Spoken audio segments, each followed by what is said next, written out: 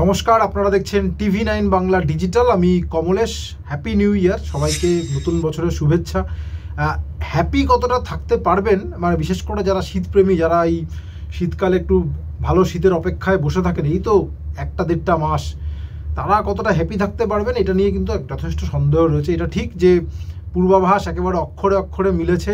নতুন বছরের শুরুতে যেমন আবহাওয়াবিদরা বলেছিলেন শীত ফিরবে, হয়তো জাকিয়ে নয়, মানে কড়া পাকের ঠান্ডা সবাই চাইছিলেন, সেটা হয়তো নেই, কিন্তু একটা নরম পাকের ঠান্ডা, মানে হালকা শীত দক্ষিণবঙ্গ জুড়ে এবং উত্তরবঙ্গের বেশিরভাগ জায়গাতেই যে শীত একেবারেই ছিল না, শীত ঘুমেছিল, সেই শীত ফিরে এসেছে। কলকাতার তাপমাত্রা গতকালের থেকে এক ধাক্কায় 3 ডিগ্রি নেমে 14 ডিগ্রি ঘরে নেমেছে। বিশেষ করে যদি পুরুলিয়ায় দেখি, সেখানে তো বেশ ভালো ঠান্ডা, 7.6 ডিগ্রিতে তাপমাত্রা নেমেছে। 10 ডিগ্রি 11 ডিগ্রির কাছাকাছি, মানে এই যে বাঁকুড়া, শ্রীনিকেতন, বর্ধমান, বেশিরভাগ জায়গার তাপমাত্রাই ওই অঞ্চলের যে স্বাভাবিক তাপমাত্রা সেখানে আবার ফিরে এসেছে। আগামী 2-3 দিন এরকমই থাকবে, কিন্তু সপ্তাহের শেষে আবার তাপমাত্রা বাড়বে। যেমন বলাই ছিল যে এই স্পেলটাও সাময়িক হবে। এই জায়গায় দাঁড়িয়ে খুব গুরুত্বপূর্ণ একটা তথ্য আপনাদের সঙ্গে শেয়ার করব। খানিকক্ষণ আগেই, আজকে বিকেলবেলায়, বছরের প্রথম দিন, মাসের প্রথম দিন, মৌসুম ভবন সাধারণত যে আপডেটটা দেয় যে গোটা মাসটা কেমন যেতে পারে, সেটা কিন্তু খুব একটা ভালো নয়। অর্থাৎ জানুয়ারি মাসেও জাকিয়ে শীত, আমরা তো ডিসেম্বরে তো দেখলাম জাকিয়ে শীত প্রায় ছিল না বললেই চলে। ওই 13, 14, 15 ডিসেম্বর এই সময় একটা ভালো স্পেল পাওয়া গিয়েছিল, তারপরে আর সেভাবে শীত নেই। জানুয়ারিতেও জাকিয়ে শীতের যে ভবিষ্যৎ, সেটা একেবারেই ভালো নয়।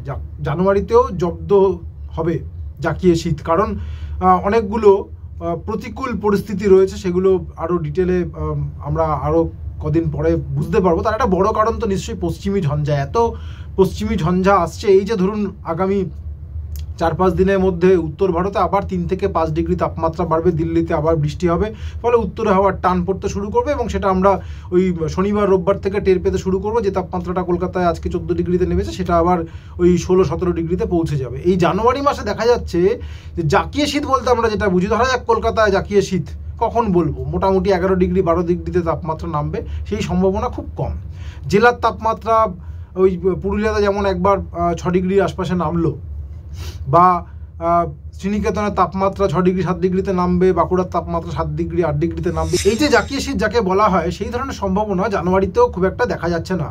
শৈত্যপ্রবাহ, 10 ডিগ্রির নিচে তাপমাত্রা নামতে হবে, এবং সর্বনিম্ন তাপমাত্রা স্বাভাবিকের থেকে 5 ডিগ্রি নিচে নামতে হবে। ধরা যাক আজকে যে পুরুলিয়ার তাপমাত্রা 7.6 ডিগ্রিতে নেমেছে, এটাও কিন্তু শৈত্যপ্রবাহের শর্ত পূরণ করতে পারছে না, কারণ এটা স্বাভাবিকের থেকে 4 ডিগ্রি কম, মানে আরও অন্তত 1 ডিগ্রি কমতে হবে।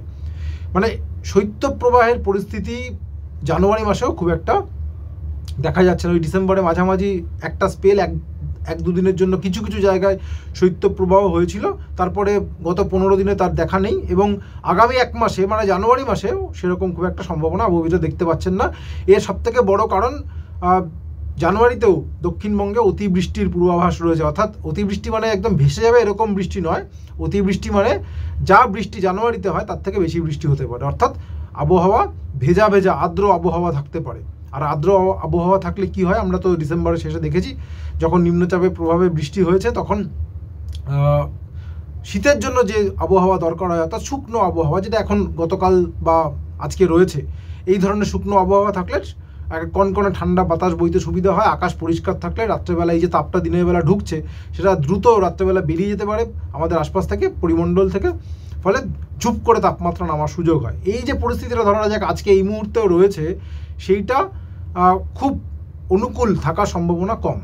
অর্থাৎ দেখা যাচ্ছে যে দিল্লি বা উত্তর ভারতে এত পশ্চিমী ঝঞ্ঝা আসবে, উত্তর পশ্চিম ভারতে ওই শীতল দিন, অর্থাৎ দিনের বেলার টেম্পারেচার অনেকটা নিচে থাকবে, অর্থাৎ ভেজা ভেজা ওয়েদার থাকবে। দিল্লিতেও যে খুব ভালো ঠান্ডা জানুয়ারিতে পড়বে, যেমন অন্যান্যবার পরে, যেবার ভালো শীত পড়ে, সেই সম্ভাবনা খুব একটা দেখা যাচ্ছে না। অর্থাৎ পশ্চিমী ঝঞ্ঝা বেশি আসছে, তার ফলে যে আবহাওয়া শুকনো থাকার সুযোগটা সেটা কম থাকছে। তার ফল আমরা জানুয়ারি মাসেও দক্ষিণবঙ্গে বসে বা বাংলায় বসে টের পাবো। শীত, প্রকৃত শীত বলতে যেটা বোঝায়, রাতের তাপমাত্রা স্বাভাবিকের অনেকটা নিচে নেমে যাবে, 10 ডিগ্রি আশপাশে বা 10 ডিগ্রি নিচে নামবে জেলায়, সেই ধরনের সম্ভাবনা কিন্তু খুব একটা নেই। এই দুঃসংবাদ আজকে আবহাওয়াবিদরা দিয়ে দিলেন। এই জায়গায় দাঁড়িয়ে দু একটা কথা বলতেই হচ্ছে। মৌসুম ভবন আমাদের দেশে আবহাওয়া সংক্রান্ত যাবতীয় তথ্য দেওয়ার নোডাল এজেন্সি। আবহবিদরা দিনরাত পরিশ্রম করে সেই তথ্যগুলো দেন এবং সেগুলো আমরা আপনাদের সঙ্গে শেয়ার করি। ইন্ডিপেন্ডেন্ট ওয়েদার ম্যান অনেকেই রয়েছেন, তারা নিজেদের মতো করে রিসার্চ করে অনেক কিছু জানান, বিশেষ করে সোশ্যাল মিডিয়ার মাধ্যমে খুব তাড়াতাড়ি আপনাদের কাছে পৌঁছে যান।